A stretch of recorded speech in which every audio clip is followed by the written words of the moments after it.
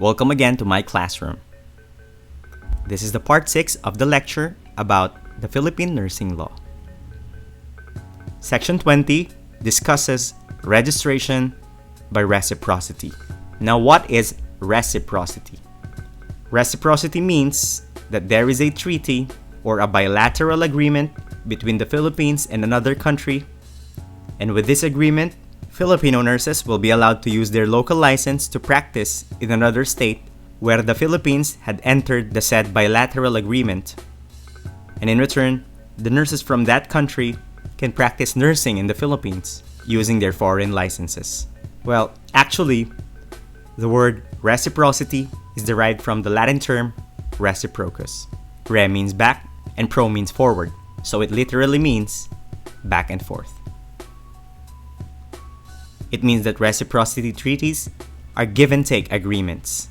Aside from reciprocus, the Latin phrase do ut des apply here. This phrase means, I give that you may also give. In the principle of reciprocity, the Philippines is giving the registered nurses from another country the privilege to work in the Philippines using their foreign licenses. Only if that certain country will also give the registered nurses from the Philippines the opportunity to practice using their PRC-issued license in that said country's territory. But in the absence of any reciprocity treaty, generally, all licensed nurses from the Philippines are not allowed to practice nursing in another country using their local licenses.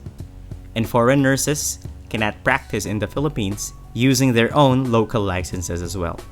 And that is the reason why Filipino nurses must take first the NCLEX before they can practice in the United States of America, or the Nursing and Midwifery Council computer-based test, and the OSCE for nursing practice in the United Kingdom, because we do not have any reciprocity treaty with these countries. Section 21 talks about practicing nursing in the Philippines without taking the Philippine Nurse Licensure Examination. And this is practicing through a special or a temporary permit.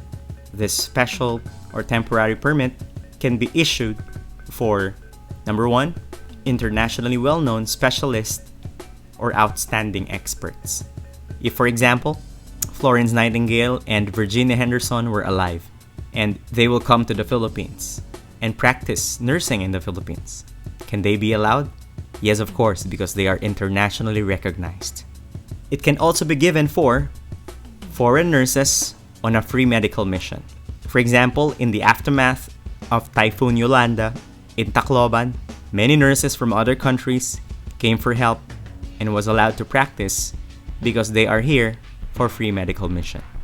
This special or temporary permit can also be issued for exchange professors. Some universities in our country have linkages with other countries where foreign universities send their students and their clinical instructors, and our universities will also send counterparts as well to these foreign universities. They can practice their profession using their local license based on the exchange of professor program. So the special or temporary permit can be issued for any of the 3 reasons. And the special or the temporary permit is only effective only for the duration of the project, the medical mission, or the employment contract.